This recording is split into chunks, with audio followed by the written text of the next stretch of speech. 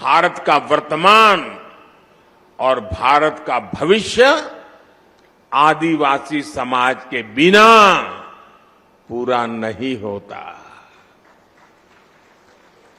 हमारी आजादी की लड़ाई का भी पग पग इतिहास का पन्ना पन्ना आदिवासी वीरता से भरा पड़ा है।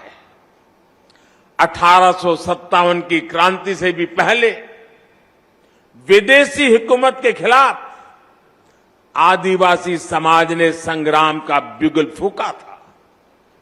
1780, आप सोचिए 1857 से भी पहले 1780 में संथाल में तिलका मांझी के नेतृत्व में दामिन सत्याग्रह लड़ा गया था, दामिन संग्राम लड़ा गया था।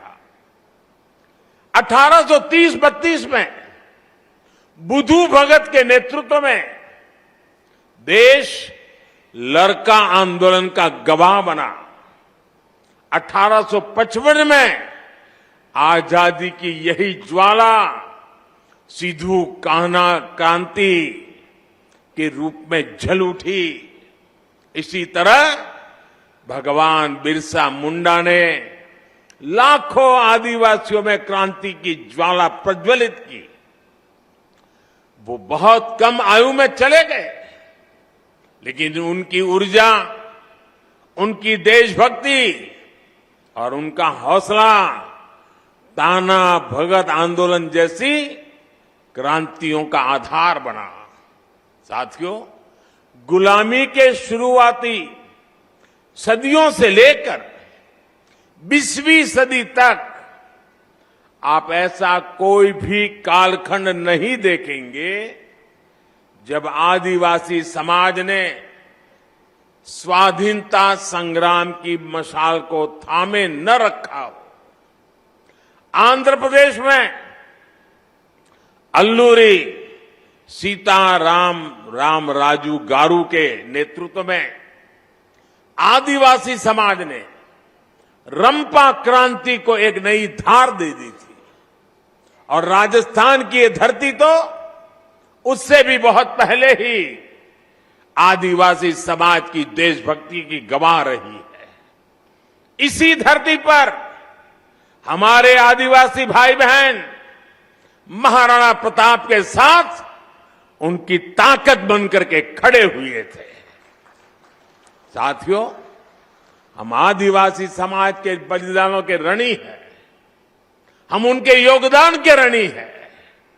इस समाज के इसने प्रकृति से लेकर पर्यावरण तक, संस्कृति से लेकर परंपराओं तक भारत के चरित्र को सहेजा और संजोया है।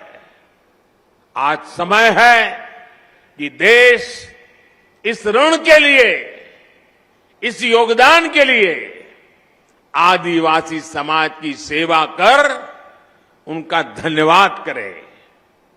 बीते 8 वर्षों से यही भावना हमारे प्रयासों को ऊर्जा देती रही है।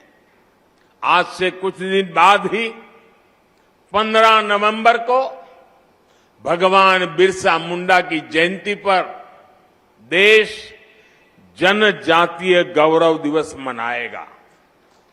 आदिवासी समाज के अतीत और इतिहास को जन जन तक पहुंचाने के लिए आज देश भर में आदिवासी स्वतंत्रता सेनानियों को समर्पित विशेष म्यूजियम बनाए जा रहे हैं।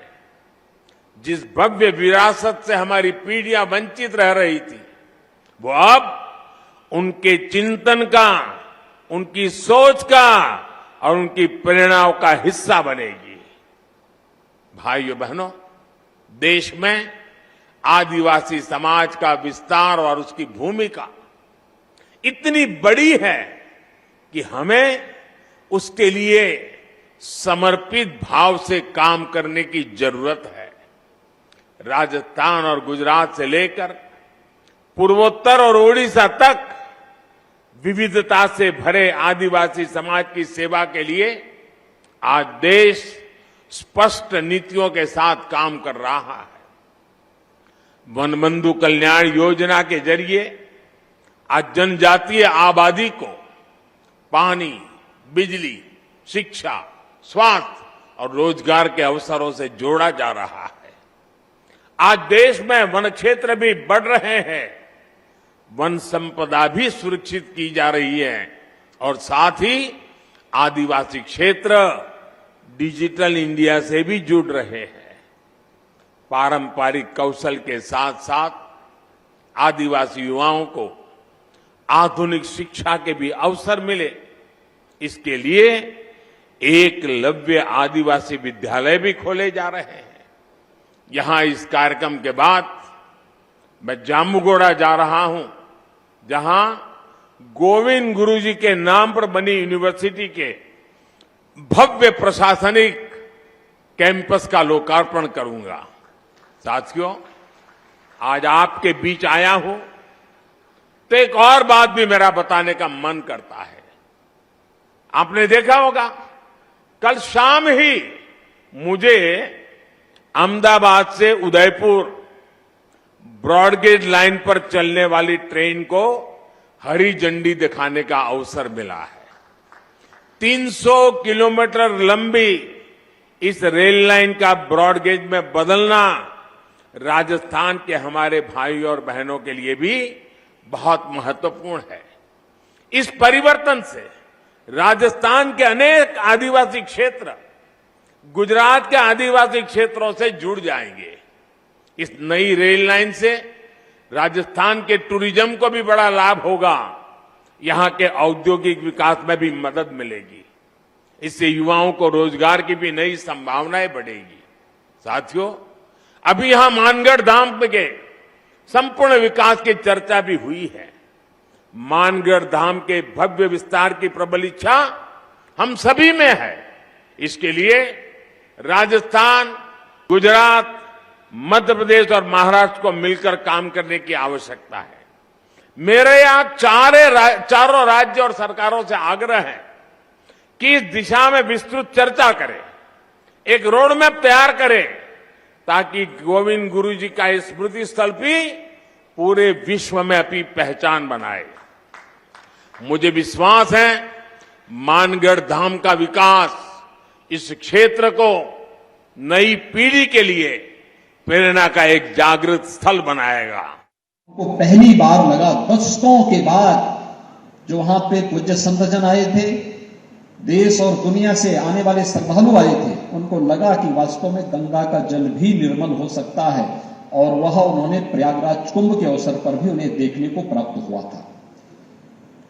यह वर्ष भारत की आजादी का अमृत महोत्सव है और देश के आदरणीय प्रधानमंत्री जी ने पूरे देशवासियों का आह्वान किया था कि आजादी के अमृत महोत्सव वर्ष पर हम सबका संकल्प होना चाहिए जल संरक्षण का, और इसके लिए हर ग्राम पंचायत में, हर नगर निकाय में अमृत सरोवर भी खोदे गए थे।